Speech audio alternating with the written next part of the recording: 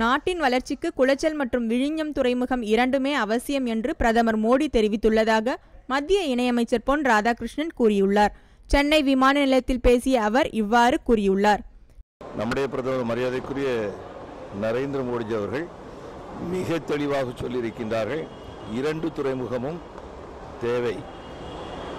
கேரளத்தினுடைய தென்பகுதியினுடைய முன்னேற்றத்திற்காகவும் தமிழகத்தினுடைய முன்னேற்றத்திற்காகவும் குளச்சலும் விழிஞமும் தேவை என்பதை தெரிவித்திருக்கிறார். இதனிடையே மீனவர் பிரச்சினைக்கு தீர்வு காணும் வகையில் இரு நாடுகளுடன் மத்திய வெளியுறவுத்துறை அமைச்சர் சுஷ்மா ஸ்வராஜ் சுமூக பேச்சுவார்த்தை நடத்தியுள்ளதாகவும் அவர் குறிப்பிட்டுள்ளார்.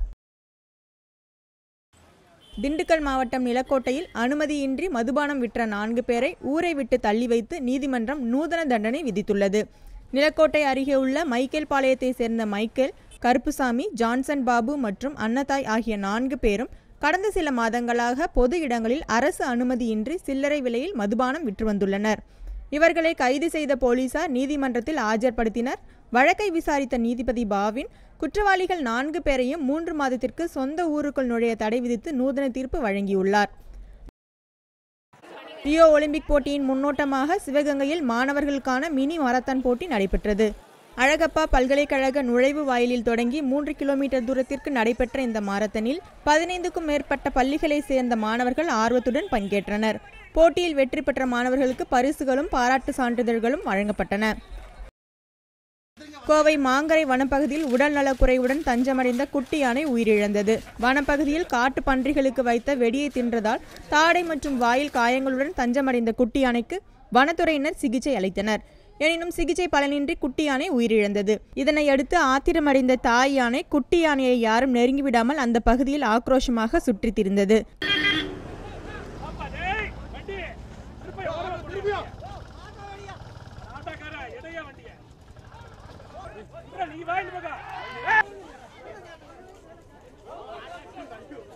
கும்கி யானை ஒன்று கொண்டுவரப்பட்டு தாய் யானை காட்டிற்குள் விரட்டியடிக்கப்பட்டதை அடுத்து குட்டி யானையை வனத்துறையினர் அடக்கம் செய்தனர்.